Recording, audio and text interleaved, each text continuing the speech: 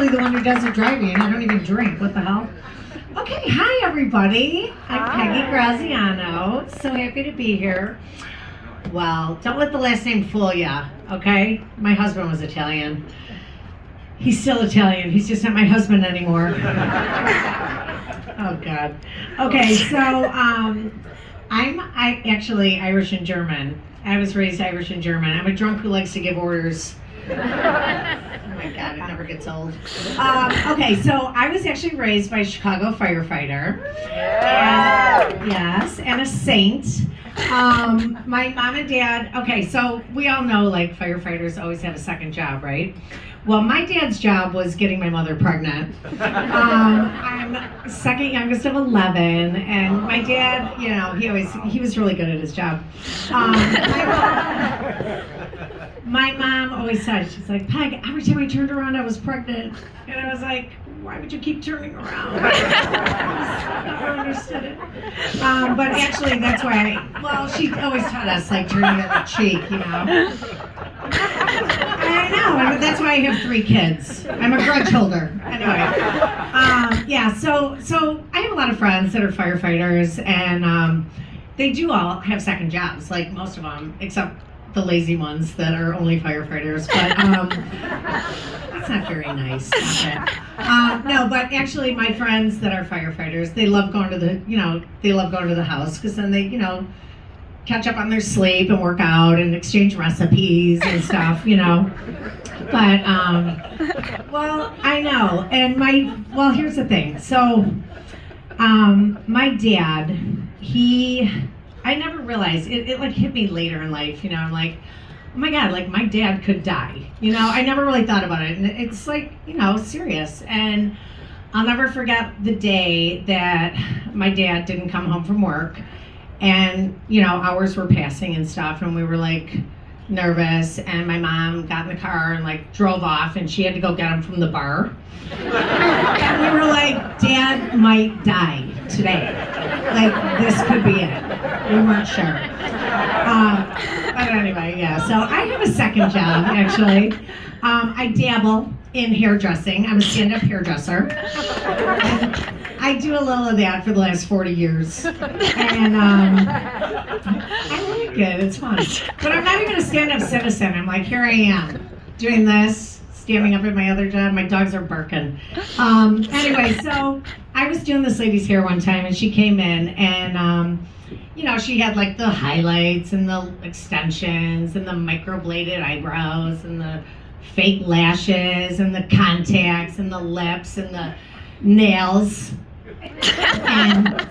And I was like finishing her up, and I'm getting ready, and I go to grab the hairspray and like spray her hair, and she's like, no, I like it natural. I was like, anyway, yeah, she was a big phony. Okay, so and then I have a lot of older clients, they're like pretty elderly because they've been doing it 40 years, like I said. And I was doing this lady's hair, and she's like 100 years old, and I'm like, you look so good, you look like you're 80, and she's like, thank you, So I told her I was going to be doing some comedy, and as I was like wheeling her out the door, she's like, break a leg. I was like, what? Like, that's not nice. Misery loves company.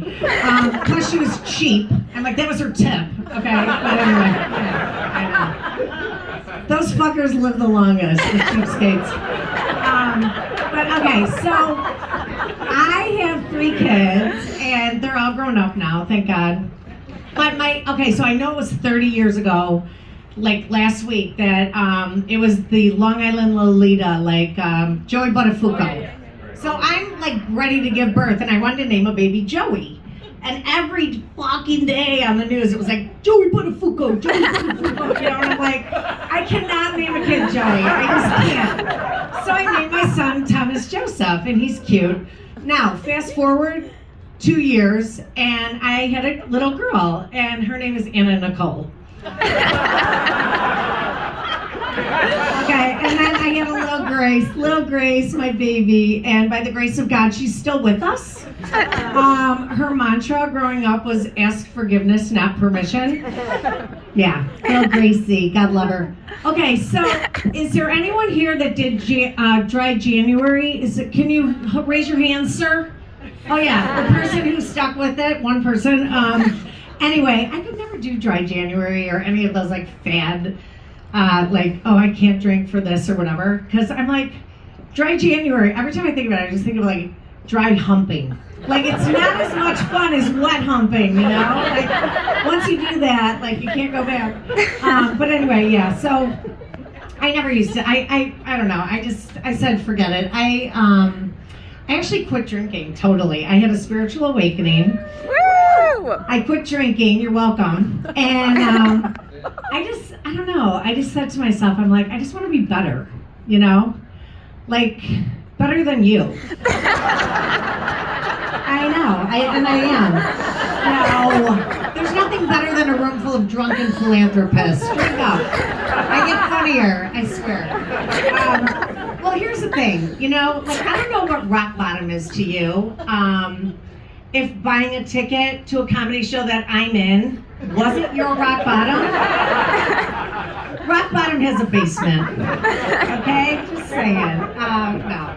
I mean, I like drinking a lot. I was drinking when I was happy. I was drinking when I was sad. I was drinking when I was bike riding. I mean, it was fun. I was good at it. So anyway, so I was like, you know, I want to be better. So I started going to a therapist, and I was doing good. It was just getting so expensive, you know, and I was feeling better, but I'm like, I can't afford it. I'm like, my mental health isn't that important, you know? So I started seeing a chiropractor. I'm feeling very well adjusted. You know? I was getting acupuncture, I was getting cupping and yoga, and I was getting poked, sucked, and twisted into a pretzel more than all my other single friends. So I'm like, it's working, you know? Yeah, so anyway, so I started dating, and I met a guy kind of organically, and we started talking, and he's like, I'm a hairdresser. I'm like, I'm a hairdresser. He's like, I'm second youngest of 10. I'm like, I'm second youngest of 11. And he was voted class clown, and I'm like, oh, I was voted wittiest. But anyway, he's just like going on and on. We hit it off like a house on fire. That's for you guys. But yeah, so we're really getting along great, you know, and I said, oh my God, I feel like I'm dating myself. This is so great. And he's my twin flame. That's how I feel. I'm just so excited. And he's like, well, you know, Peg, we're not twins. I mean, I have a penis, you know, and I was like, oh my God, with one of these, I can get 10 of those. All right, that's it. I gotta go. Oh, and I forgot to mention my dad was a Shannon Rover. Yeah!